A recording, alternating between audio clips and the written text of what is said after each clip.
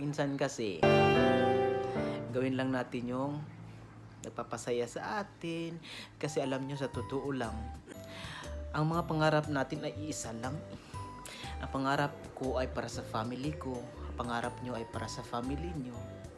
Kaya, hayaan nyo na kasi ganun talaga eh. Kahit pa magbuka kaming tanga dito, magbuka kaming parang, iwan ko ba, basta ganun na, alam na namin yun. Alam na namin yun. Kaya, support na lang kayo. At saka, salamat po. Kasi kahit mukha kaming tanga, may mindset kasi kami eh. Mindset namin is para sa family. Kaya ganun. Sana ganun din kayo, ha? I-share nyo lang to. I-share nyo lang to. I-like nyo. Continue support.